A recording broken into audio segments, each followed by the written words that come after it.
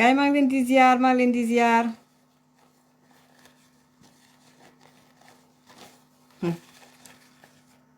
xaaral may leen ma tuuti ma xool may leen ma tuuti rek am lu ma gérer tuuti.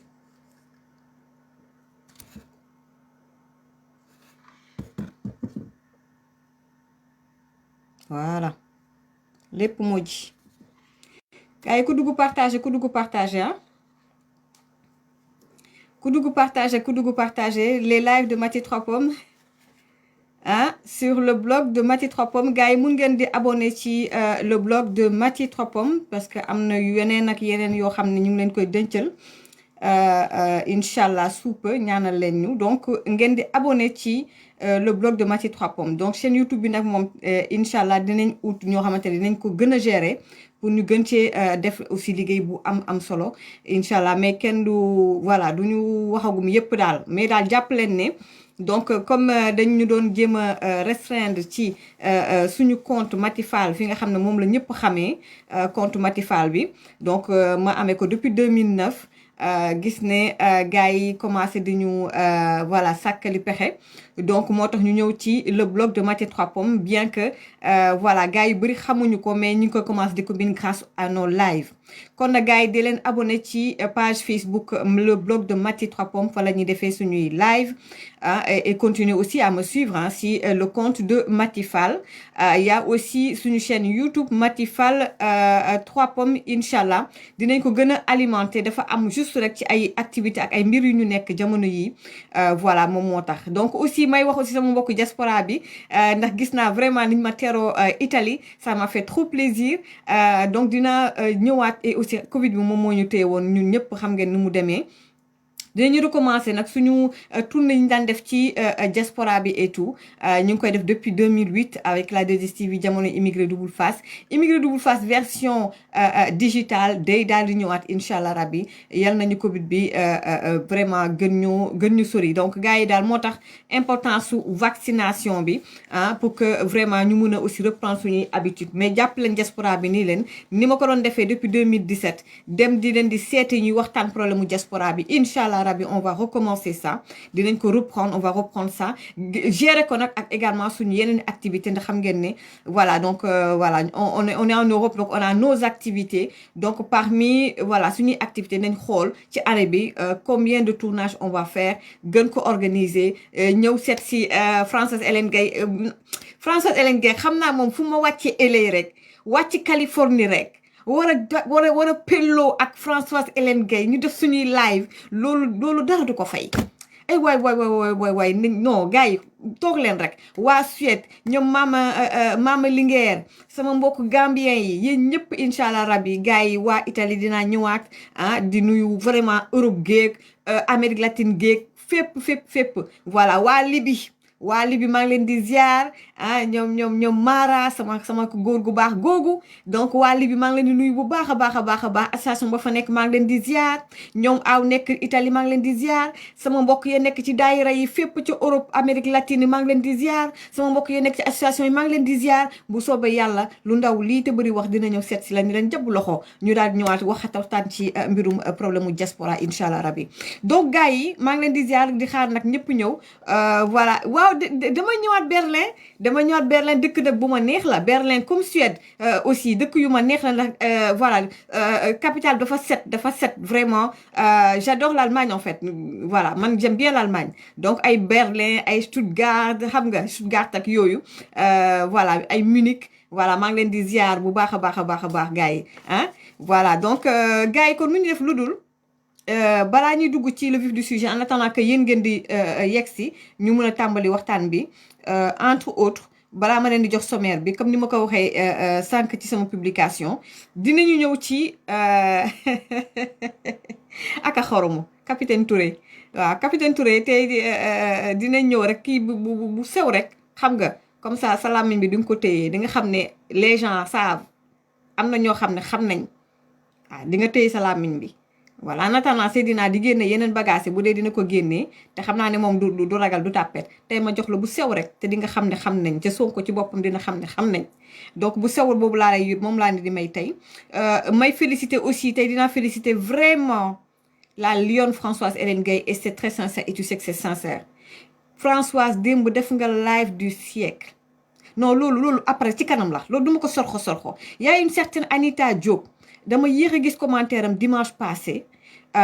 franchement Anita Diop page am xumb na da leen dem ci page Facebook Anita Diop mi ngi ko rokkos di ko rokkos waa Sonko yi mais xale bi bu waxee rek bu bindee ba toog rek gars yi di rey seen bopp. Anita Diop oh Anita Diop ku la am noonu am na noonu Anita Diop vraiment man moom dama laa fan dama dugg sa page dama laa fan Anita Diop. voilà donc may aussi dinaa féliciter aussi waa Kodas vraiment liggéey bu am solo bi ñuy def ci suuf di leen féliciter bu baax a baax. Adji Sarr génn na def bruit Adji Sarr macha allah yaa yor bës bi Adji Sarr saa yoo génn rek def bruit macha allah touchons du bois man plus may gën a xam waa Kodas ak Françoise plus may lay gën a di fan xale bi am 20 ans am fulla ak fayda. li nga dékku ci coow lañu la def lépp tu es encore là debout. J'aime les femmes fortes, j'aime les femmes qui ont du caractère et de la personnalité. ah waay Adji Sarr 20 ans machallah yàlla bu la cat yal na la cat seexlu. donc gars yi ñu ngi def bopp mer yi kon nag damaa bëgg ngeen di def kër yi bu baax a baax pour contrer bopp mer yi. donc bu ñu jógee ci Adji Sarr ak tabaski bu site internet yi ñëpp ca ñëw xale bi ñëw rek machallah jongoma lii ci yongam lii ci xale bu set ci boppam macha allah niroo ak waa la rakkaay la Françoise yow moom ba ci kanam rek dinañ ñëw ci rakkaay bi vraiment ñu ko gis ne pomme du moromu néew quoi. donc dinañ ñëw également sur la aussi la famille de Adji Sarr def nañ benn message lancé nañ benn message bu am importance donc démb dans le live de Françoise Hélène Gaye démb damaa toog rek ràcc doon toog sama doomu daal toog rek ràcc teg Françoise ne nekk ca sama plat doomu daal bi nee di ko togg lii ci mbégte démb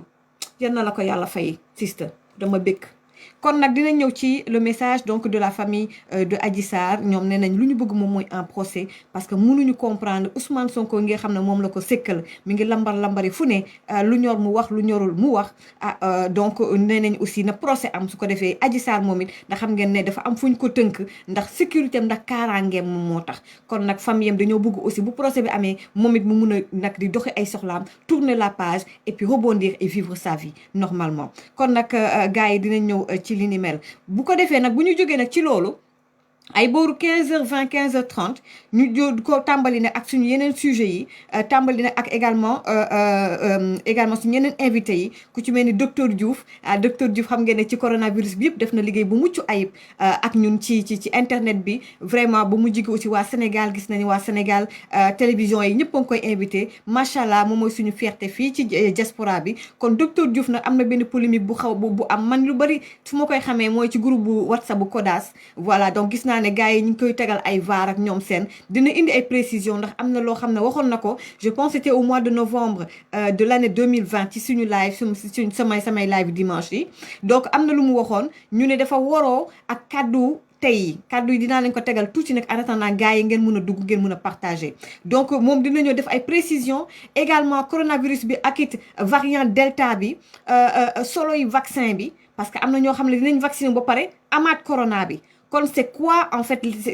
c'est quoi l'intérêt en fait de se faire vacciner dina leen ko expliquer bu baax a baax suñu paree nag yéen ku ci am on va voir 2-3 questions pertinentes boo xam ne yéen followers yi di ngeen ko poser également docteur Diouf ñu yeggee ko gars yi am na beneen polémique aussi boo xamante ne ni moom mooy le stade Assane Diouf xam ngeen ne gars yi am na collectif boo xam ne ñi ngi xeex depuis 2003 si je ne m'abuse depuis jamono yi Abdoulaye Wade ba léegi donc coow li yëngalaat nañ ko dinañ waxtaan ak it ki nga xam ne moom mooy Pape Cheikh Niang du coordonnateur du collectif René Sanchez pour la sauvegarde et la réhabilitation du stade Assane Diouf à Dakar. donc moom ci boppam également diaspora bi ñu ngi koy jàppale ci xeex bi dina ñëw également wax et lancer un message au président Macky Sall parce que nee na Macky Sall waxoon na ne dina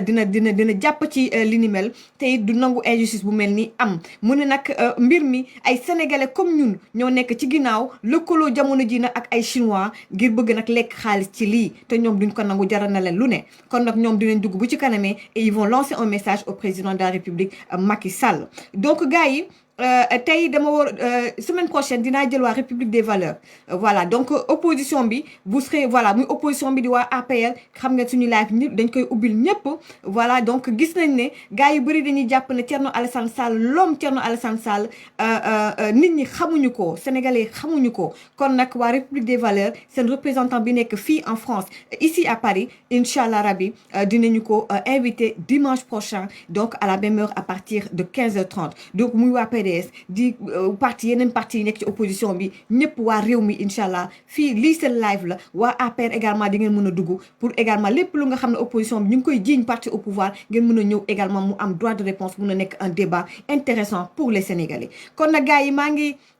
voilà maa ngi ziar bu baax a baax suñu xarit Ba Jaxate xam ngeen ne daan def live suñu parewaan rek daan jël moom aussi daan def live les dimanches à partir de 19h heure de Dakar je pense voilà Ba Jaxate mi ngi def liggéey bu am solo également ci réseaux sociaux yi donc live am tey mu ngi may chargé de vous dire que live tey bi daf koy reporter incha allah ba dimanche prochain ndeysaan dafa daal di grippe kon nag ñu ngi lay wax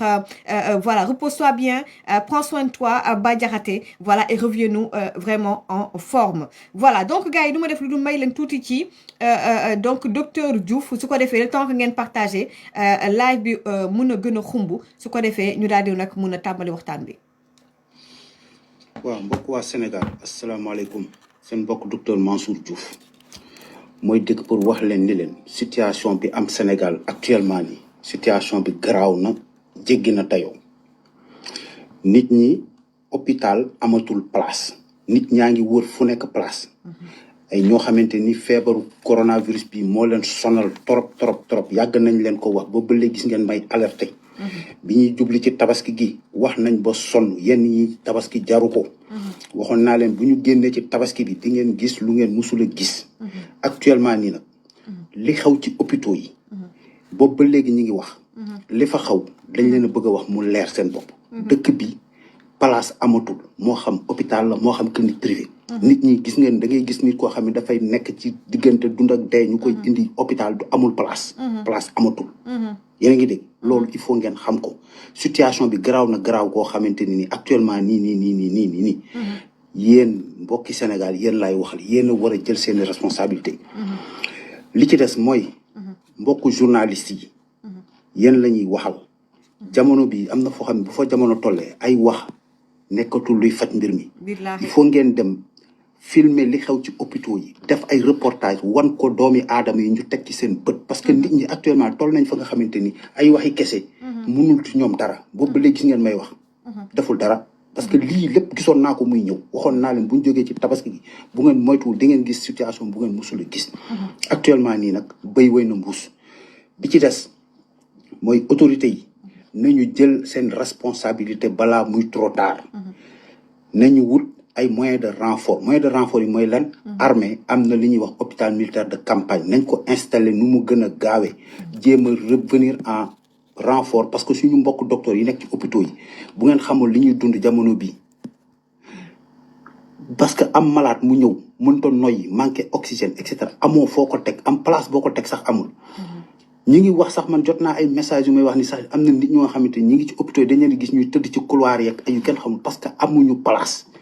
loolu nag bu amee na ngeen fagaru lii ngeen di symptômes yi ngeen di am ci kër yi ñii naan damaa grippe ak affaire grippe amul ci jamono bii booy boo mu leer seen bopp képp ku fi wax waxu grippe xamal ni feebaru Covid moo la jàpp lii dama koy wax sama baat ca kaw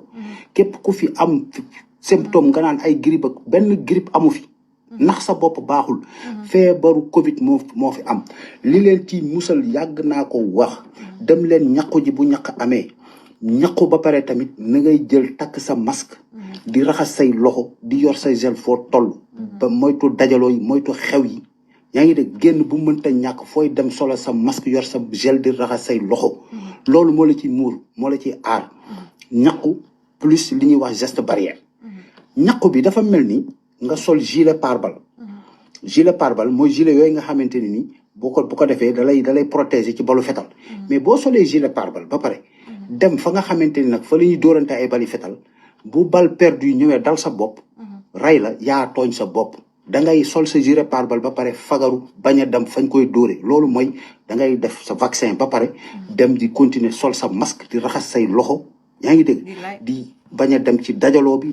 bàyyi xew yi bàyyi leen xew yi lillahi wa rasuli vraiment bu ngeen yaakaaree ni ñun li ñuy wax nii ni boobu ba léegi dañoo am waxukaay rek di wax yéen a ngi nax seen bopp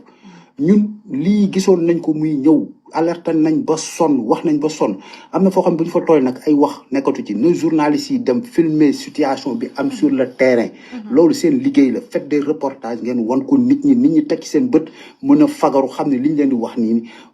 bu ko defee ku nekk jéem a rawale sa bakkan parce que fa lañ toll nii jamono bi fa lañ toll nii buñ leen ko waxee buñ leen ko waxul la situation là est débordée booy boo mu leer seen bopp nag wax naa leen kon voilà kon nag mi ngi noonu lu waay xam nag mi ngi noonu wax nañ leen li ñu leen war a wax jóg leen balaa muy trop tard parce que actuellement nii li nga xam ne moo xew ci biir kër yi ak ci hôpitaux yi jéggi na dayoo baax na jërëjëf yàlla na yàlla musal waa Sénégal jërë ngeen jëf mais nag yàlla bay sa tool c'est clair ak am fulla ay waay docteur Diouf dama la namoon naa la kon balaa ñuy ñëw ci docteur Mamadou Mansour Diouf ni ma leen ko waxee mu dina ñëw léegi il fallait que ñu voilà donc balayer le terrain ngeen mën a xam tey bu ñëwee ci exactement ban côté ban voilà donc fu ñu war a waxtaanee tey ji incha allah rabbi donc gars yi balaa loolu am na lu ma bëggoon vraiment préciser mais nañu bàyyi parce que wax baaxul nañu bàyyi am na ñu may relancer ci benn sujet bu am solo bu ma fi waxoon mais du ma wax damay dëgg bal bi tey damay dëgg bal bi rek tey wax keñ léegi lu ma bëgg a expliquer moom mooy ñu démarrer d'abord ci capitaine Touré balaa ñuy ñëw nag ci yeneen i sujet yi ñu war a waxtaanee. Capitaine Touré dans ton petit gaaruwaale là sur Facebook dafa defoon benn petit gaaruwaale man on ma wax nañ ma ko ci Facebook. Voilà man ak Seydina Seck par rapport ak suñu légèreté tey dañ koy ndar keppe tey juste xamala ni la ñu bëri seetlu nañ ne au mois de mars seen coow li ak seeni sos tellement la situation était grave que ñu bëri daañu woon réfléchir ou aller au-delà wala di def ay investigation ci li ngeen di wax wala def attention am assez de recul pour def attention ci li ngeen di wax mais dafa fekk ne jamono bii c'est vrai procès ñëwagul yéex na mais au moins ak affaire bi nu mu dalee ni lépp a ngi leer te ñun lépp lu ñu wax sénégalais yi et je parle de la majorité silencieuse waxuma nag cette racaille là qui est sur internet et les Sonko boys man je parle de la majorité silencieuse ñi nga xamante ne dañuy bàyyi xel Ousmane Sonko di bàyyi xel Macky Sall di bàyyi xel keneen ak keneen Thierno Bocoum Thierno Alassane Sène et cetera duñu politique dañuy bàyyi ba 2024 def fulaak fayda man ñooñu lay waxal tey am na ci ñu nga xamante ne dañuy pare live ñu wooñu nañu moo ne wax nga dëgg de lii xalaatuma ko woon parce que léegi lépp dal na lépp loo wax rek nit ñi dañuy daal di percuter kon yow capitaine Touré ma xamal la ni la dama lay cax rek jox la benn exemple man xawma da ngeen di dem da ngeen di sos ba sos dafa dekk seen ADN da ngeen dem ba di gëm seeni sos di xool nit ki wala xool caméra di sos ci yéen rek laa ko gisee moo tax ngeen da ngeen ma yéem yow capitaine Touré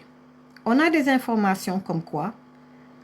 gisante nga ak Ousmane Sonko xam nga waxoon naa leen di leen Ousmane Sonko dimanche ba muy ràcc di woo presse bi di expliquer am na ay informations yu bëri yu mu joxe ñu ci bëri capitaine Touré moo ko doon jox. Capitaine Touré, tu as rencontré Ousmane Sonko samedi avant muy def sortie boobu dimanche la veille samedi entre 21h et 22h tu as rencontré Ousmane Sonko ci benn 4x4 bu grise ci rond-point cité Kër Gorgui lan nga doon wax ak Ousmane Sonko ci biir 4x4 bu grise ba ci rond-point cité Gorgui samedi entre 21h et 22h je suis très précise ma baamtuwaat ko yow capitaine Touré su fekkee ne yow tu as été neutre objectif def sa liggéey ni mu waree capitaine Touré dafa am ñaari sénégalais yoo xam ne dañoo am problème moom Ousmane Sonko ñu am luñ ko jiiñ lu rëy kon yow lan nga doon def pour dem di rencontrer l'autre partie mooy la personne qu'on a accusée loo doon xool bay naan guddi xaaja guddi 21h jàpp 22h guddi rencontré woo ko sa bureau de parce que dañ koo convoqué nga yollosi ne saraax dugg ca biir oto 4x4 bu gris ba pour di pelloo ak Ousmane Sonko lan ngeen doon waxtaan ak loo ko doon doyee loo xam ne waroo ko war mun a wax ak moom ci sa bureau bu ñëwee ci convocation bi lu tax nga doon yollosi ne saraax ca biir oto ca biir 4x4 bu gris ba samedi entre 21h et 22h dofoo li ñu la wax nii xam nga bu baax entre 21h et 22h samedi la veille de sa sortie de sa fameuse sortie bu muy expliquer de dem na Sweet Beauté te dafa am la mu doon yëg ca yaramam mënatu koo supporter moo tax mu dem pour ñu maase ko ca veille ba loo doon def ak Ousmane Sonko dañ laa indil ay précisions da nga war a téye sa gémmiñ te nga noppi ba ñu ñëw ci sa vrai dossier yow talaguñu la. ma daal di nag ñëw ci la famille de Adji Sarr là dañuy lancer un message à la famille ñi nga xam ne ñoom ñoo yor wàllu justice ci Sénégal ñaari sénégalais ñoo am problème Ousmane Sonko en dehors d'un leader politique c'est un citoyen sénégalais xale bu tudd Adji Sarr am 20 ans porte ko plainte jiñ ko lu rëy loo xam ne benn leader politique ci Sénégal ci samay souvenir mosuñu koo jiñ lu rëyee nii ñu ne y a eu 14 personnes yu nga xam ne décédé nañ ci li ni mel coow li kon mbir mi warul naxasaay coow li waruñ ko jël di ko nëppal wala di ko bàyyi mu sedd ndax bakkan dafa foor ay nit comme ñun ay sénégalais comme ñun dañoo tabaski suñu njaboot tabaski am na xale yi gaañu tabaski wuñu ak seen njaboot kon ñoom aussi dañu war a leeral mbir mi dem procès mbir mi leer au moins pour rendre hommage à ces gens-là qui sont morts benn ñaar Adji Sarr pour sa sécurité ñu ngi ko am fuñ ko nëbb dundam normalement loolu àq la kim ko sekkal ndax am na doole ba am na daraja ba am na parti politique am appareil pour boo xamante ne parti la ñu di ko jàppale di ko xeexal fu ne moom mi ngi lambari fa ko neex di génn di wax saa yi ko neexee sonal ñu witti bañ a téye làmmiñam fu ne ma nga fa ma nga ca suba ma nga ca artisan yi suma jun suba ma nga faye suba ma nga fële dem bay xam côté Casamance ndax mu ngi lambari rek di narge sénégalais yi kon nag da ngeen war a leeral mbir mi procès bi daal di leer ñu jugé mbir mi ñu tourner la page ñu ñëpp ku ne nag dox sa dox ñu jël nag lii def ko benn leçon boo xam ne ñu ñëpp dañ ci jàngee kon nag encore une fois l'état sénégalais ak ñi nga xam ne ñoom ñoo yor mbirum justice ñu ngi leen di ñaan c'est une demande sociale nañ leen di ñaan lii mu leer diggante Ousmane Sonko ak Adji Sarr nay leer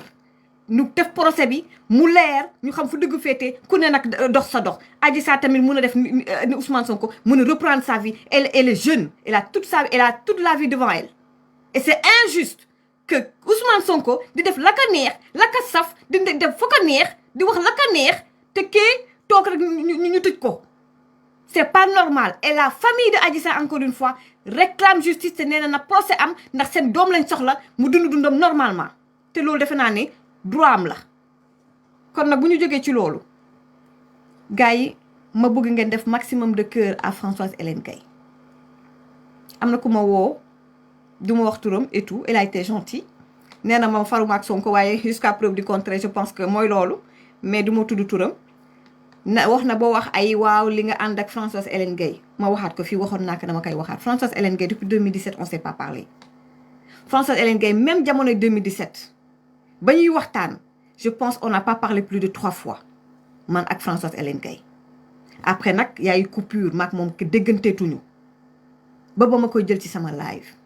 et je vais le dire avec beaucoup de sincérité je suis en train de la découvrir yéen Françoise bi ngeen xam ci réseaux sociaux yi ak man Françoise l'être humain bi ma xam et j'ai appris à plus la respecter je la respecte cette femme dama bëgg jigéen bu ñefe comme je l'ai dit tout à l'heure ak Adji Sarr jigéen da ngay ñefe vraie guerrière moom laa gis depuis des années ñu ngi koy xeex ci réseaux sociaux yi elle a mosul mosul nga gis ko muy xaw a kii tuuti déedéet tout le temps au front daf may fàttali man sama parcours tout le temps day metti mais toujours la tête haute et on se bat avec beaucoup de dignité te kenn du gis suñu rongoñ jigéen yooyu la ñu soxla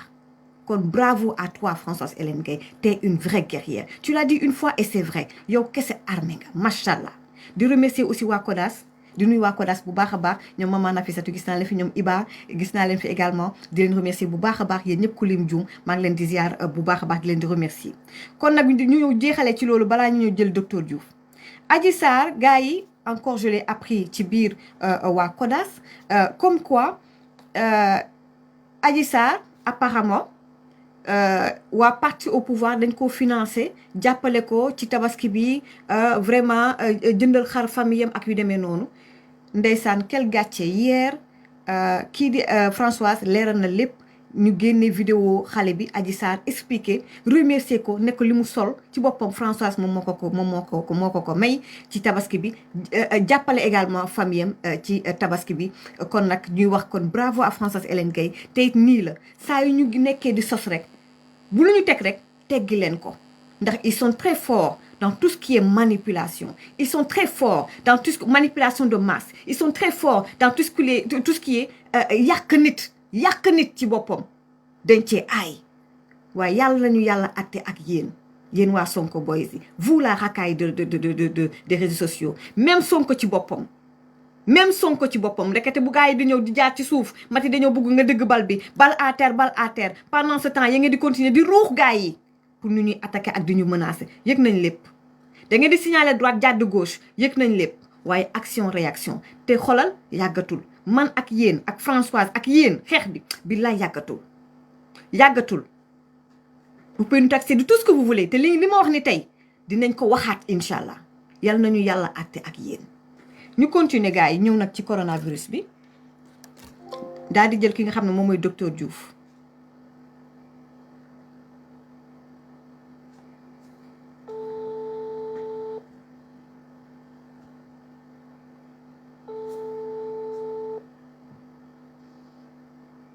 allo waaw maa ngi lay ziar docteur allo waaw docteur maa ngi lay ziar waaw maa ngi delloo ziar di la nuyu bu baax a baax maa ngi la nga nuyu ak suñu mbokk yi waaw jërëjëf Mati maa ngi lay nuyu di nuyu mbokku Sénégal yi nekk ci diaspora bi ak fépp ci bitim réew di nuyu ñi nekk Sénégal yëpp aussi di baalu ñëpp ak di leen baal ak di ñaan yàlla mu baal ñu vraiment yàlla sàmm ñu sàmm Sénégal sàmm mboolem jullit macha allah waa docteur man de dama jékki-jékki gis benn vidéo boo xamante ne nii gars yi ak même sax yow sa bopp aussi defe naa partagé nga ko ci sa plateforme et tout gars yi génnee VAR maanaam bi ma la jëlee woon live ca jamono Covid bi fa mu gën a dansé woon jamono yooyu bien que nag y a eu maintenant une recrudescence partout nga am li nga biraloon ci ay kaddu ma ñëwaat ci jamono yooyu da nga waxoon ne yow gëmuloo woon vaccin bi c'est-à-dire que Sénégal sa famille sax yow gëwumoo ne sa famille dina vacciné wu ci coronavirus bi et gëmuloo vaccin bi ci boppam mu am nag lu tax nga waxoon ko barki Demba Ndiaye def nga vidéo pour soññ askan bi vidéo bi tegaat naa ko pour que sénégalais yi ñu mun a dem vacciner wu voilà parce que moom mooy la seule solution en ce moment et tout gars yi nag génneel la VAR yow na nga war a expliquer wu par rapport à ça d'après ce que j'ai compris ma bàyyi la nga développer mooy en fait le contexte diffère en fait le contexte diffère ma bàyyi la nga toj yax bi. waaw jërëjëf Mati maa ngi lay remercier parce que li nga wax ni vraiment soxla na sax ma indi ci ay leeral. non pas pour di dugg ci ay polémique parce que man yooyu man wax dëgg yàlla fii situation bi toll nii taluma loolu. mais pour ñi nga xamante ni dañ may suivre. di jëfee samay recommandation am na lu mu indi ci seen jeexi jaaxa. ci seen xel parce que ñi nga xam ne ñooy jël vidéo boobu di ko indi fii di ko déplacer de son contexte dafa am luñ ci jublu loolu rek la moo tax may indi ay précision ni mais sinon wax dëgg yàlla man am naa leneen loo xamante ni mooy farata ci man lu dul nekk di topp ci affaire waxi ay baarak yooyu ma revenir ci li ma waxoon c'était en novembre 2020 Sénégal amoon nañu 9 mois ci biir pandémie bi Sénégal totalisé autour de 300 morts ak xawma ay nombre de maladies nga xam ne en tout cas Sénégal moo nekkoon bokkoon na ci réew yi nga xamante ni nombre de morts yi fa la gën a néew ci àdduna bi et que pandémie bi tam fa la gënoon a néewee lu muy gàllankoor ci nit ñi ci àdduna bi te je pense que préciser woon naa ko boobu ma ni leen situation bi nga xam ni moom la coronavirus nekkee ci biir Sénégal nga xam ni bokkul dara ak ni muy def France ak ni muy def États-Unis donc jamono boobu nit ñi commencé yëkkati coowu vaccin te bu ngay fàttaliku jamono boobu du benn médecin bu nekk Sénégal moo doon yëkkati waxu vaccin ministre de la santé moo doon wax vaccin ba man je me rappelle sax nee naa la man li ma jaaxal mooy médecins yi génnuñu wax ci vaccin bi mais ministre bi lañ dégg muy waxu vaccin di préparer nit ñi ci vaccination ma ni leen situation boobu ni fa nekk noonu biir Sénégal wax fa waxi vaccin amul sens et que d'ailleurs man du ma recommander kenn vacciner même sama yaay bi nga xam ne moo ma jur sax kenn du ko vacciner et ça je le répète et tey jii nii tey laa koy gën a répété waat le plus fort possible parce que situation boobu amoon fii may wax ak yow bu situation boobu continuer woon fa ma ci taxawoon fa lay taxaw du changer virgule donc la ma waxoon novembre 2020 ne ñëpp a xam ni changé wu ma ci benn virgule parce que contexte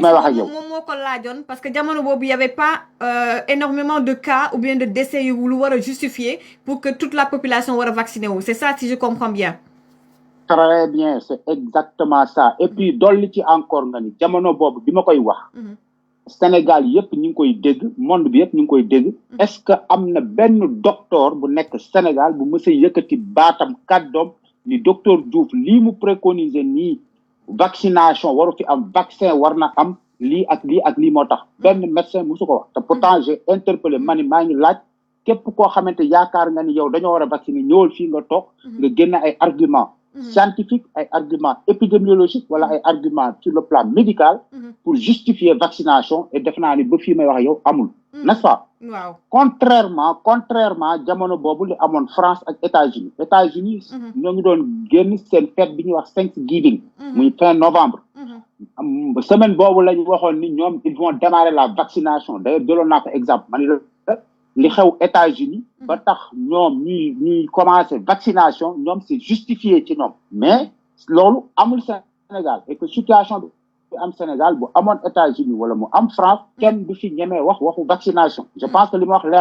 leer na boobu contexte bi la woon léegi lu tax léegi nga maintenant parce que jamono yo aussi gars yu bëri amuñu woon aussi dañu xawoon ragal vaccin bi amuñu woon confiance ci vaccin bi yow est-ce que problème mu confiance vaccin bi la woon wala ndax uniquement parce que y avait pas beaucoup de cas xam naa bàyyi ma woo ko directement parce qu'il a un problème daf mel ni bàyyi la ma woo ko directement ci numéro direct comme il est en France voilà donc je pense que c'est très important mu indi ci ay leeral su ngeen amee également ay questions balaa docteur di dem ma oo ko directement ci numéro Astou Bey maa ngi lay ziar koo bëgg na la waaw docteur waaw Mati waaw voilà on était coupé là voilà ci WhatsApp bi donc moo tax ma bëggoon la relancer mooy jamono boobu parce que ñu bëri amuñu woon confiance ci vaccin bi ci boppam est-ce que yow da nga doon wax ci vaccin bi ci boppam wala juste contexte bi le nombre de cas ak aussi lan moo waral tey nga ne nañ dem vacciner wu foofu ca Sénégal très bien léegi il faut que nit ñi xam jamono boobu li ma doon wax ci waxu vaccin bi que bu ñu vacciner parce que man je suis médecin yaa ngi dégg waxuma ci ay confiance ak ñàkk confiance ak je parlais de la situation Covid Sénégal situation boobu vaccination n'était pas indiquée il faut nit ñi xam benn affaire dama bëgg mu leer vaccination boo koy wax ci feebar bi dafa am foo xam ne dafa war a toll pour nga génnee ko ni lii solution la exemple bi may joxe mooy wax naa la ko man boo jëlee feebaru sida est-ce que tey jii nii bu yàlla dogaloon ñu am vaccin wu feebaru sida est-ce que yéen di ngeen seen xel mën naa nangu nit ñi ñëw ni dañuy vacciner Sénégal gét ci feebaru sida xam nga loolu xel mënu koo nangu parce que lu tax parce que feebaru sida actuellement nii ndeyam am na Sénégal sax mais est-ce que da ngeen gis muy remplir hôpitaux yi est-ce que da ngeen gis muy rey nit ñi rey bu garaaw nit ñi feebar bi di yokku kaa yi di garaaw et cetera mais c'est exactement la même situation moo amoon 2020 novembre 2020 ci feebaru Covid bi. Covid nekkul woon di remplir hôpitaux yi. Covid nekkul woon di rey boo xam ne dafa jéggi dayoo. mais au contraire Covid mi ngi doon remplir ay hôtel la doon remplir. te la mu doon remplir sax ay cas contact lañ doon wax ñoo xamante ni sax feebar bi laalu leen dañoo jege ku ko am point. D'accord. Donc il faut que ça soit clair nit ñi nañ bàyyi borom xam-xam buy wax yi jéem a wut lu koy diingat.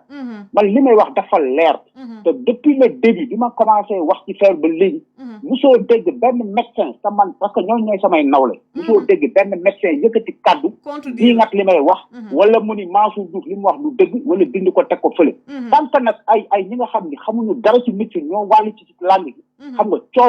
coow li ci teen bi ñu wàll ci pind bi ñoo ko indi looloy dëgg. mais ñooñu nag ñooñu duñ ma tardel quoi. D'accord. léegi nag aujourd'hui li tax ma ni tey nañu def vaccination c'est que situation Sénégal feebar bi toll na jamono boo xamante ni fi mu nekk nii ñàkku dafay nekk lu jaadu. ñëpp gis nañ nombre de cas yi ni mu flambé. loolu moom xam ngeen ko benn ngi noonu. ñaareel ba. hôpitaux yi fi ma nekk ni di wax ak yow je jure sur le Saint-Coran les hôpitaux sont pleins. Au Sénégal place amatul laa la wax place amatul. moo xam structure publique la moo xam structure privée ku mu neex na nga nax sa bopp mais dëgg gi moom nit ñi dinañ ci teg seen bët lu yàggul je vous donne rendez-vous dans quelques jours rek. gis nga li gars yi di nëppal di ko raayal. dina ni fànn mel ni jant njolloor ñëpp teg ci seen bët. parce que li may wax lu leer la. bi ci des. les morgues sont ça fait peur hein. mais c'est la réalité. mais Mati c'est la réalité c'est la gis nga dëgg kenn du ko raayal bàyyi leen naxaa bi parce que loolu moo am Sénégal di dëgg nit ñi situation bi mais fa mu leen jëmee xam nga man yàgg naa alerté wax naa leen ñu leen li xew Inde nit ñi di jël moor yi di leen lakk ci mbedd mi bu ngeen deful naag fa leen jëm. looy wax ni docteur. kon daal non li may wax xoolal xam nga lan la man bugguma ñu naan docteur bi xamoon na ko docteur bi waxoon na ko laa bu ñu wax naa ko nag. donc léegi nag bu ñu vacciné wul nga ne lii xew Inde gars yi dem ba mbir mi ëpp leen loxo ba ñu jël moor yi di leen lakk loolu boo moytul dina egg Sénégal. billahi wallahi wa taalahi je le jure sur le Saint-Coran li may wax nii bu ngeen ko deful vous allez voir ça non xam nga lu tax non parce que c'est que dañu toll fa nga xamante ni xoolal raayal bi moo jeex. man maa ngi alerté boobu ba léegi di ci sonn man gis nga man je travaille en réanimation fii am naa lu ma doy bu bëgg tubay comprendre nga lay ci damay wàcc garde yow gis nga bi may woo j'étais de garde damay wàcc garde damay nekk sama liggéey sax di répondre aux sollicitations de mes compatriotes sénégalais journalistes yi bëgg may alerté et cetera et tout mais loolu la boo gisee ma ko def lan la mais parce que dama gis feebar bi ni muy def ñun dañuy nekk ci au plus haut de la pandémie nga xamante ni amatuñu fu ñu denc moor yi morgue yi fees ñuy réquisitionné ay gymnase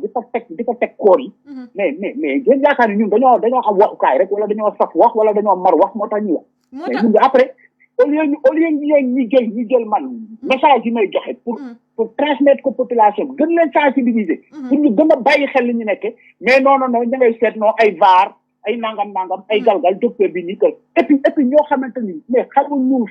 tous ci waaxu médecine ñooy nekk di wax loolu mais yéen da ngeen ci gis médecin bu taxaw man je défie xoolal dama lay wax ni sama baat ci kaw Sénégal lay waxal je défie n'importe quel médecin xoolal ñi nekk ministère de la santé ñi nekk di liggéey ci centre de traitement yi médecins yi xoolal ci kaw ba ci suuf du plus grand professeur au plus petit médecin kenn koo xamante ni osé na taxaw remettre en cause li may wax ci feebar bi depuis le début ci début ba léegi ba fi ma taxaw ni ku mën a taxaw ni Mansour wax na fi lii du dëgg wala wax def na fi waxeet wala lii mu fi waxoon ak lii mu wax waroon na wala waroo loolu moom je lance ce défi là solennellement et loolu da bëgg ñu relayer ko ba mu leer comme ça gis nga ñi nga xamante ni xamuñu dara ci métier di wax nag ñooñu ñoo naral lor doomi aadama yi jël bii di partager fii di def nii di jéem a naxatal xelu nit alors que man li ma leen di wax dem leen ñàkku ji yaa ngi dégg bu ngeen ñàkkoo ba pare ngeen continuer respecter les gestes barrières parce que boo gisee lu ci xew nii ñuy wax naan ay dañuy organiser ay nuits du bazin mais c'est honteux quoi non mais je suis en colère je suis vraiment en colère non mais ça se sent et puis xew yi aussi Sénégal gars yi wàññi leen xew yi parce que docteur wax na ko donc bu ñu defu attention dinañu ëpp doole beneen affaire bi Mathi beneen affaire bi même ma tuuti beneen affaire bi c'est-à-dire que yàgg naa ko wax naa ko man bokkuma ñi nga xam ne ay affaire u naafeq yooyu la ñuy def man je dis les choses quand il faut les dire militaire la nag faut comprendre moom day kii may ma tuuti rek may ma rek parce que ces gens là qui maquillent naan way kii dafa nekk de connivence avec le pouvoir ak yow man quand le président de la République c'est permis jël nit ñi ànd ak ñoom di dem di inaugurer jël nit ñi ñu mel ne ay xar ñu leen di wëral dëkk bi réew mi j'ai été le premier à dire les médecins yi nga xam ne ñoo wër président ñooñu je les tiens pour responsable parce que waroon nañ taxaw ni ko lii nga nar a def di nga indi loraange ci askan parce que loolu mooy mais il y a pas que le président mais il y a pas que Macky Sall il y a aussi l'opposition il y a des mais très bien loolu laay wax ni gis nga nag loolu amoon jamono bi tous ces hommes politiques là qui ont drainé les foules là nga xam ne kenn respecté wul benn mesure barrière depuis les tournées économiques ba fii képp koo xam ne mobiliser nga ay nit yaa xam la nga doon mobiliser ma affaire politique intéressé wu ma yaa xam la nga mobiliser tu as une double responsabilité dans ce qui arrive actuellement loolu la ñuy vivre conséquence yi tey nii nii léegi nag bi ma gisee loolu wéyoon na yaa ngi dégg ma commencé alerter tabaski gi ma gis tabaski gi di ñëw nit ñaa ngi kërti nanguwul dégg man la attention boobu li ma gis loolu mooy bu ma tabaski gi ñëw gën a yokkuwaat ci problème mais nit ñi faalewuñ ma léegi maintenant moi je vous donne rendez-vous dans quelques jours di ngeen gis maintenant effet wu tabaski gi mooy ñëw dolleeku ci lii non li may wax non parce que dëkk bi xam nga dafa am taxaw buñ fa tollee gis nga fi mu nekk nii lu golo xam ne boote doomam comme loolu foofu lañ toll kon damay wax au lieu il faut aussi presse bi nañu dem au lieu que nit ñi mais loolu mooy dëgg quoi lan la presse là lan la vous préférez aller couvrir ay cérémonie de Djiby Dramé xaw ma ay ñi di bassin au lieu d'aller filmer ce qui se passe sur le terrain wan nit ñi li nga xam ne mooy xaw mooy dëgg ngeen leen di divertir avec ay folklore quoi non mais c'est pas sérieux il faut le dire d'accord man nag ba may yàgg a interview ba léegi ma dégg may waxee nii mais sama xol bi moo jeex quoi billaay xam naa mais parce que dama gis fi ñu jëm quoi non mais j'ai envie de pleurer quoi dama gis fi ñu jëm on va tout droit vers ça quoi voilà en tout cas gars yi léegi dama la bëgg aussi demander parce que y a Oumar Wade bi poser question gars yi mun ngeen poser aussi deux questions ma lire première question bi balaa ñuy kii ak docteur parce qu'il a travaillé hier soir sonn na mooy est-ce que le vaccin est 100% fiable Oumar Wade moom moo posé question bi d'autant plus que nee na en France personnel de santé bi ñu ci bëri en France bëgguñu vaccin bi te xam nga ñoom ci wàllu wér-gu-yaram la ñuy liggéey donc xel dafay tey est-ce que le vaccin est 100% fiable waaw parce que man xam naa ñu bëri aussi Sénégal instant bi ñu ci bëri ñu ngi dem di vacciner wu et cetera ñu ngi daw di dem di vacciner wu parce que commencé nañ ci waaw très bien man France laa nekk yaa ngi dégg ci personnel de santé la ci laay liggéey on est d'accord bon léegi il faut relativiser parce que bu ñu lay wax naa personnel de santé bi yaa ngi dégg ils n'ont pas confiance au vaccin et cetera mais c'est totalement faux la grande majorité des médecins yi laa wax de médecins yi ñi ci ëpp ils se sont fait vacciner il faut que ça soit clair personnel de santé yi ngeen gis ci mbedd bi ñuy manifester yaa ngi dégg bu fekkee am na médecin parce que dama jaaxal dañ koy wëñ maintenant y a des infirmières et des aides-soignantes yu nga xamante ni ñooñu ils se sont radicalisés nanguñu dégg ay waxu vaccin nangam ba mu jaral leen sax ñu dàq leen mais ñooñu c'est leur problème man yooyu xam parce que fii France dañoo gis vaccin dañ ko gis moo tax dañ koy jot moo tax ñuy taxaw naan du ma ko def ak yooyu mais dëkk yi nga xamante ni soxla nañ ko te gisuñu ko ñooñu buñ ko gisoon buñ fi nekk naan non vaccin bi sûr na wala après est-ce que bi vaccin amee ci àddina bi ba léegi mës ngeen a gis vaccin boo xamante ni nombre de personnes yi ñu ci vacciné ci àddina bi actuellement en même temps mës ngeen ci moom gis vaccin bu am loolu donc buñ lay wax naan amuñu ay acide de recul mais waaye échantillon bu toll noonu da nga ko mës a gis waaw yeneen vaccin yi pourquoi vaccin yi doon jël temps yu grave yooyu noonu et cetera et tout mais c'est parce que bii mais tout le monde toute la communauté scientifique s'est mobilisée ñëpp indi xaalis yu bari laboratoire yi teg recherche yi ñoom moo tax vaccin yooyu génn lu nekk di nga ko dégg nag lu nekk di nga ko dégg genre fake news bu nekk gars yi ñu koy di ko ñun ay scientifique yi man affaire wu théorie complot yooyu man intéressé wu man luy dimbali nit ñi laa xam géegaa ni si malade feebar baa ngi rey actuellement nii léegi li nga xamante ni vaccination bi kii maintenant pour répondre à la question de ton gars là par rapport à l'efficacité buñ la waxee vaccin dafa efficace à 95% mais loo gàtt xel war nga xam ni 95% mooy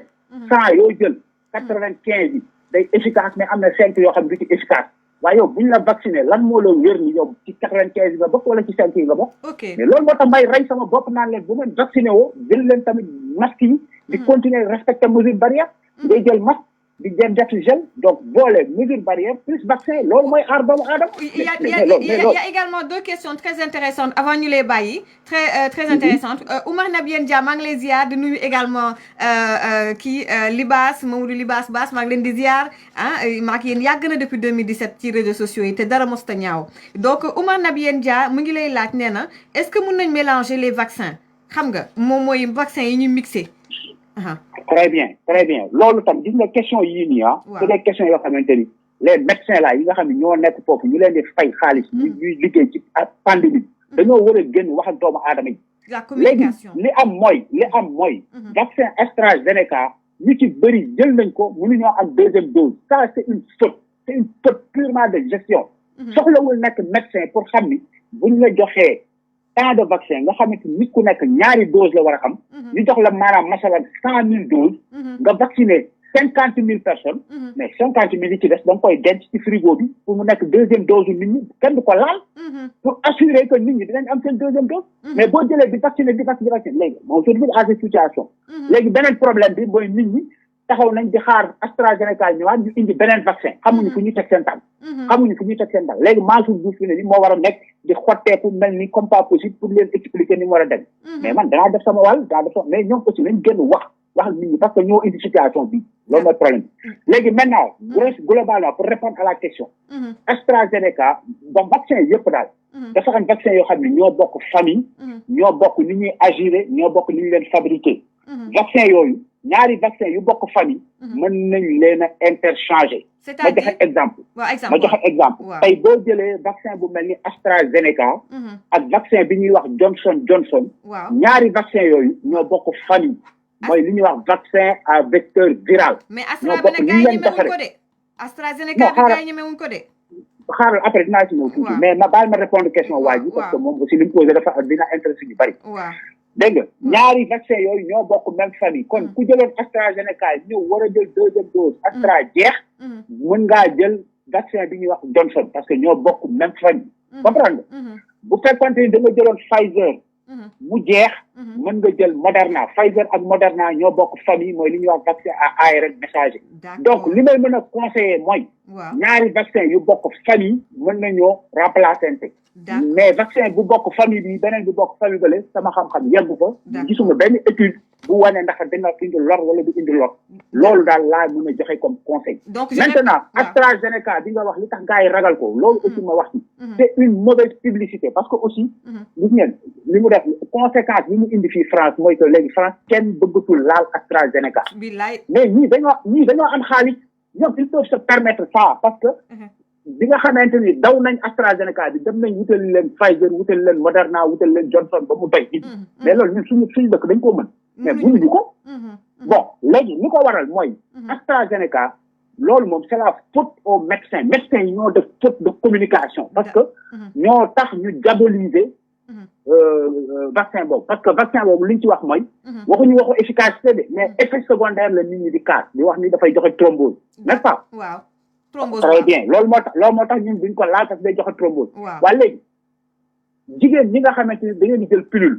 pilule contraceptive jigéen ñi jël pilule pour bañ a ëmb est-ce que xam ngeen pilule bi ngeen di jël li muy joxe ci thrombose est-ce que xam ngeen ko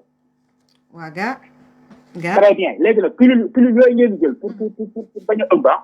moo ëpp 100 fois wala parfois 1000 fois plus de risque de thrombose que le vaccin waaw loolu est-ce que dafa tax ngeen bàyyi jël pilule déedéet waaw très bien waaye léegi bu ñu leen expliqué woon loolu dina tax ngeen ragal vaccin bi ba naan voilà du ma ko jël te pourtant yéen a ngi jël loo xamante ni moo ko ëpp risque téeméer yoon mais donc c'est un problème de communication c'est tout mais loolu bu amee nag mais c'est un rôle des médecins ñu génn leeral affaire bi dalal xelu nit ñi c'est tout d'accord loolu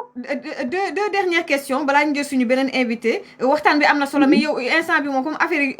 commencé na am recrudescence docteur foog ñu def comme nu ñu daan def foog ngay faral di ñëw ñu indi suñuy voilà il faut que ñu indiwaat sensibilisation bi foog ñu ñëwaat ci sensibilisation bi mais nag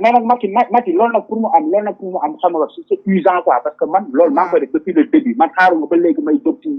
tur wala yooyu wutuma comprendre nga mais bu nit ñi ñëwee nag xam nga di jël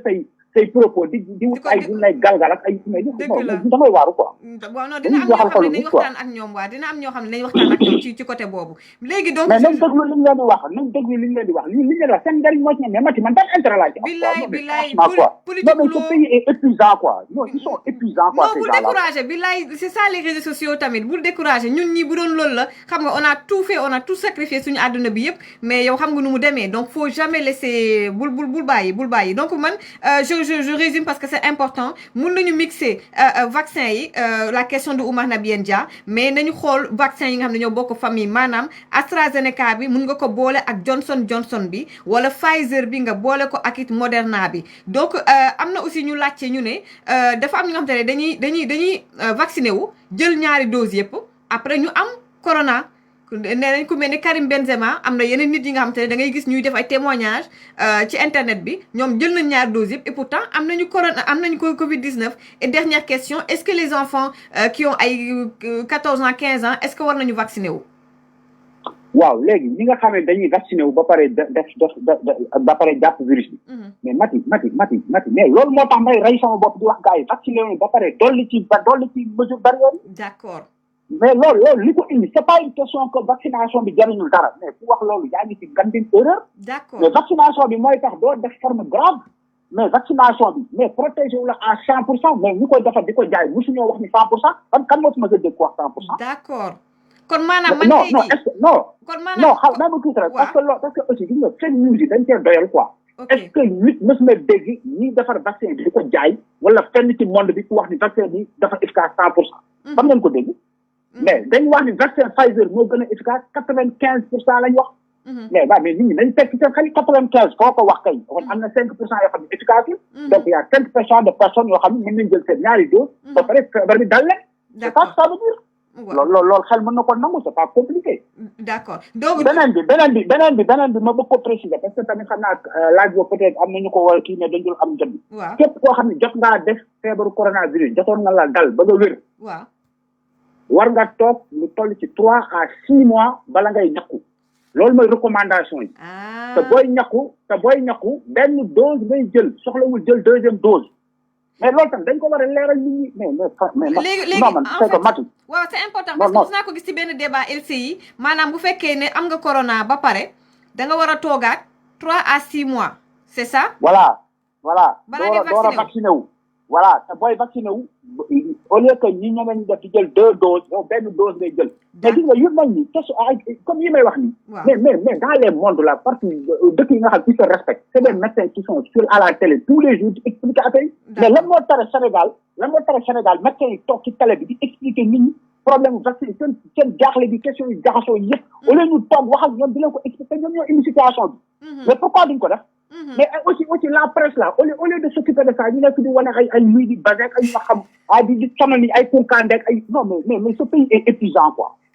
non mais en tout cas ñu ngi lay gërëm di la sant lu c'est très intéressant mais comme voilà heure baa ngi dem mais c'est très très intéressant dinaa def benn résumé ci li nga jot a wax mais après xam naa dinaa la woo pour que ñu mun a waxtaan bu baax a baax xool nu ñuy reprendre vraiment suñu live yi ñu doon def ci coronavirus bi bu baax a baax ñu ngi lay gërëm di la sant waaw ma terminer rek juste ni damay li tax may gën a insister c'est-à-dire intervenir ci sa live c'est parce que gis naa ni c'est suivi au niveau de la diaspora diaspora bi li ma soxla ci yéen mooy ngeen jël seen téléphone di woote seen waa kër yi di leen sensibiliser parce que li ngeen di wax nit ñi dañ leen di dégg yéen au moins nit ñi dañ leen dégg parce que Sénégal dañoo dem ba nga xam ne dañoo désacraliser ba pare décrédibiliser la parole politique politicien mënatu fi wax lu ko gëm parce que nit mënoo koy tere dara ba pare di ko ci jiitu mënta nekk kilifa soo bëggee sa njaboot li nga leen di tere war nga góorgóorlu bu kuñ la gis nga koy def mënoo taxaw nga ni da ngay rassembler nit ñi ba pare nga ñëw naa bu leen rassembler kenn du la faale loolu mooy wax ni loolu moo jur tey ñun docteurs yi notre parole est inaudible dañuy wax ba xotteeku kenn du ñu déglu mais gis nga li leen jur quoi te alors que ñoom foofu la ñuy toog bu ñu feebaree ngeen yaakaar ne ñoom foofu lañ leen di faje mais dañuy jël avion ñëw fi malgré les restrictions sanitaires gis ngeen li xewoon Côte d'Ivoire évacué na fi ay premier ministre am malgré que restrictions yi amoon en pleine pandémie ñu yóbbu leen leen France yéen nag waa Sénégal yéen ñi nga xam mënu leen a dem fenn mënu leen a évacuer fenn mënu leen a jël avion ñëw foofu ngeen di nekk li ñu leen di wax ni ñun li ñu leen di wax ni billahi wallahi wa taala seen njariñ moo ci nekk man soxlawuma ay tur soxlawuma bëy soxla man xoolal am yàlla may na ma teraanga fi yàlla desalu ma dara vraiment li ma yor fii maa ngi suturlu xam nga vraiment amoon naa mën naa toog fii nekk sama liggéey jàpp sama ñaabu yàlla ni ma tiim xam nañ sax li may liggéey ni charge de travail bi mayu ma ko mais loolu lépp maa ngi koy def ndax bëgg sama réew mais gars yi di la def non dañuy jeexal xolu nit quoi Mati dañuy jeexal xolu nit quoi dinañu waxtaan inshallah ñun ok waaw merci beaucoup waaw jërë ngeen jëf waay waaw may jégalu nag nit ñi vraiment bu ngeen gisee ma waxee ni moom gisuma waxee ni mais nag bon nit rek la quoi mais soxol lay jeex parce que dama gis fi ñu nar a jëmee dëkk bi quoi fi ñu nar a jëmee dëkk bi d'ici quelque temps rek dañ toog fi naan non way docteur bi waxoon na ko quoi et puis ce sera trop tard quoi franchement loolu merci na ma trop quoi inshallah merci beaucoup jërëjëf waay jërëjëf ok waaw jërëjëf merci voilà donc xam ngeen di faral di waxee ni mais xol bee jeex waa Khadim xam naa dinaa la jël après parce que voilà dama am loo xamante ne foog ma lijjanti ko après le live ah donc voilà am na ñu ma war a woo et tout donc dimanche bi la moom lay profiter voilà pour def aussi yenn rendez-vous téléphonique yi et cetera donc gars yi ma daal di jël aussi waa Sénégal juste ma def benn récapitulatif balaa may jël collectif bi donc ñoom Pape Cheikh Niang alors juste li mu wax c'est très important moom mooy d'abord li mujjee wax képp koo xam ne da nga am coronavirus ba pare da nga war a toog 3 à 6 mois avant ngay dem di vacciner waat te booy vacciner wu fexeel ba jël benn dose donc encore une fois bu fekkee ne dal na la wala mu dal sa mbokk nga am coronavirus nga toog 3 à 6 mois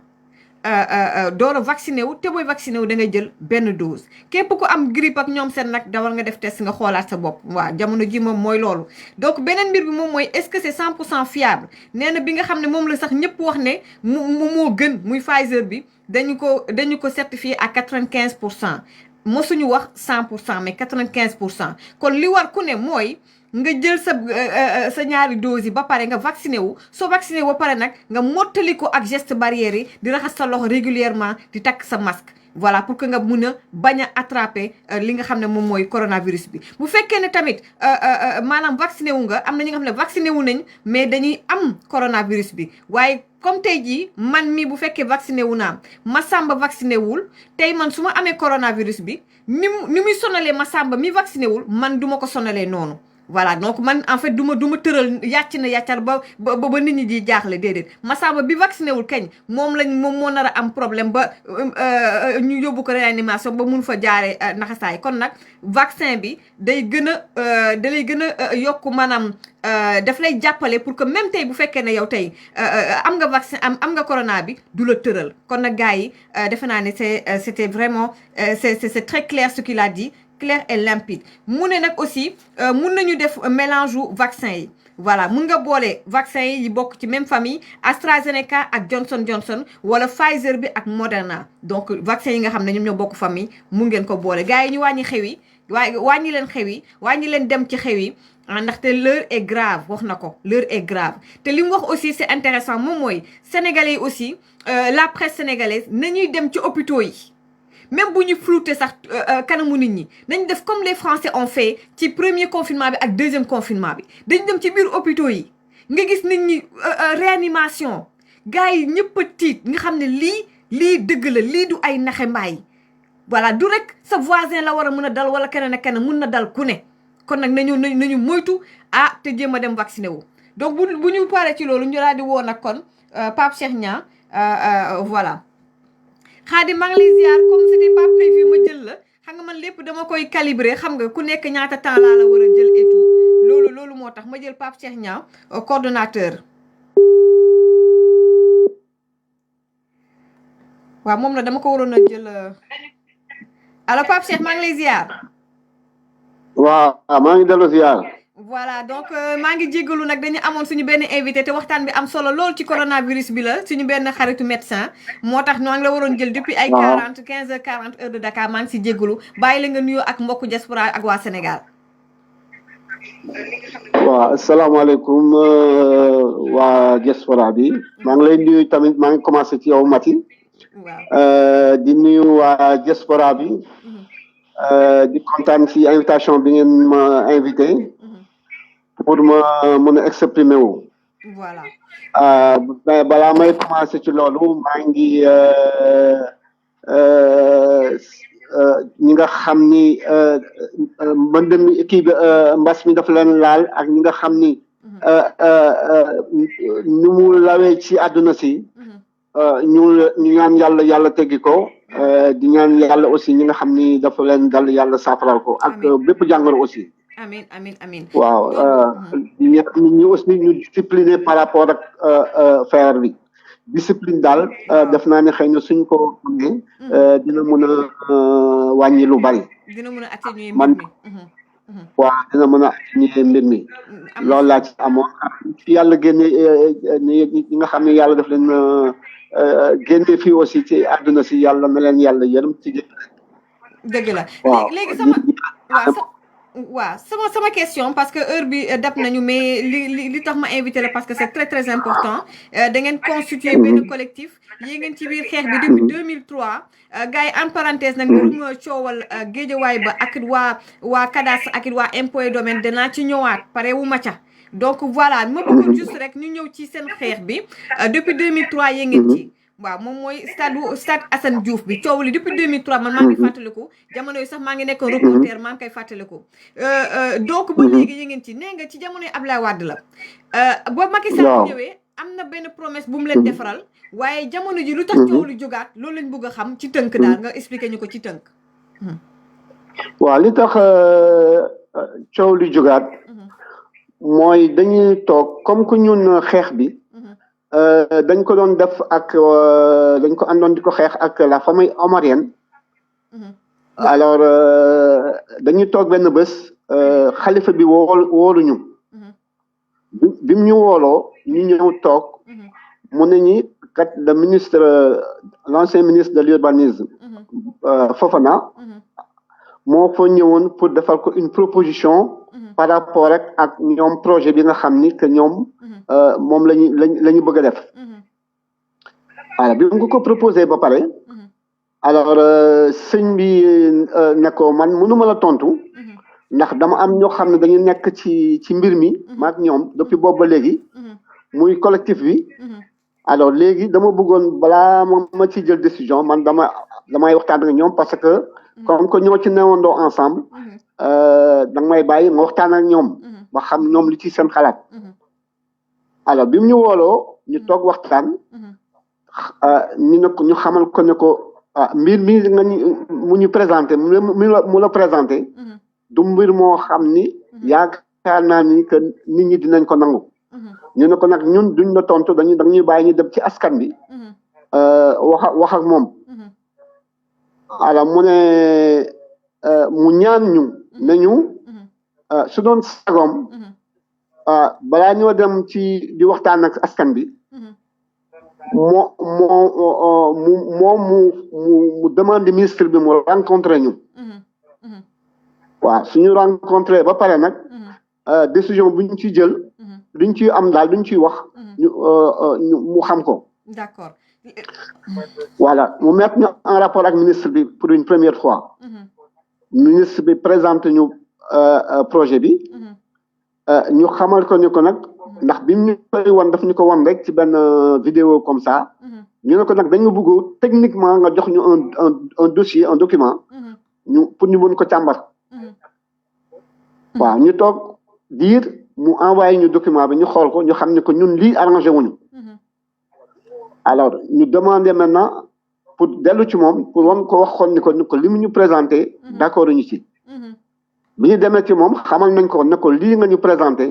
ñun d'accord ñu ci ñu toog quelques fan après mu instrumentaliser benn presse di ko wax ni ko ñun dañuy ñëw foofu pour signer benn accord coow ji foofu la jóge d'accord alors voilà léegi nag ñi dem ñu génn ñun aussi on a demandé à cette presse là mu bind benn lettre contradictoire ci moom li mu wax presse boobu bañ ko génnee waaw léegi balaa ñuy léegi ñu def ñu def benn conférence de presse daal di génne wax ni que ñun lii ministre bi wax dëppawul ak li nga xam ni moo am léegi nag fan yi muy seen benn confrère Pape Alé Niang génne woon ay benn dossier pour wax ni que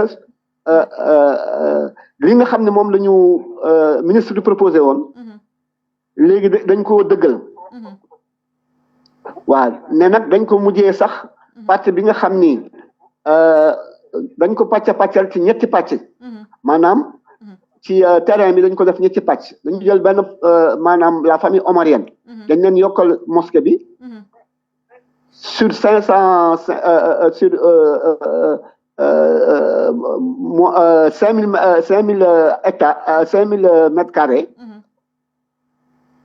ñun ñu jox ñu 10 000 mètres carrés alors 10 000 mètres carrés yi ci des moom la ñu jaay ñi nga xam ne ñoo nekk ci projet bi te projet bi sax léegi dafa changé tour alors mu ngi tudd Daktaaw. Ok léegi Pape léegi monsieur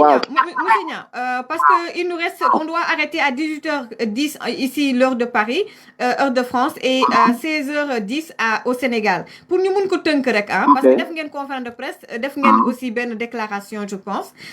juste ñu tënk ko rek man su ma mun a comprendre mooy yéen président dafa am lu mu leen joxoon comme promesse mbir mi yow da nga jàpp ne da nga war a alerter waat te ngeen war a alerter waat askan bi parce que ay sénégalais comme yéen ñoo bëgg a caxatee mbir mi lekk ci xaalis ànd ci ak chinois yi foofu laa bëggoon ngeen nga gën a xuus waaw yaa may dégg waaw loolu ci am c'est-à-dire que dafa am ay sénégalais parce que ñoom dañuy wax chinois yi non dafa am ay sénégalais ñoo nekk ci ginnaaw xam nga di xatee affaire yi pour am luñ ci lekk te loolu am na sax mais ñun li ñu intéresse mooy c'est plutôt le président de la République moom moo fi toog taxaw en conseil des ministres ne delloo na stade bi ba def na ci 20 milliards voilà donc ñun ci loolu la ñu tënku donc moom dañu bëgg mu respecter parole am ndax un président de la République xam nga du warul di waxantu su jógee naan dañu trouver benn compromis ci affaire boobu ñan ñoo toog ba d'accord ci affaire boobu ñun mosuñu toog mosuñu signé mosuñu fekkee dara mu jékki-jékki keroog bi muy teg première pierre bi di wax ni que ñoom nit ñi dañoo juboo ànd ci li nga xam ni moom moo am mooy li nga xam ne moom la ñu Fofana proposé woon loolu nag moo amul looloo amul waaw loolu moo amul d'accord leer na waaw en tout cas dinañu la déglu maa ngi xaar aussi li nga ma waroon yónnee comme ça également ci suñu blog bi le blog de Maty 3 Pommes ñu mun koo partager également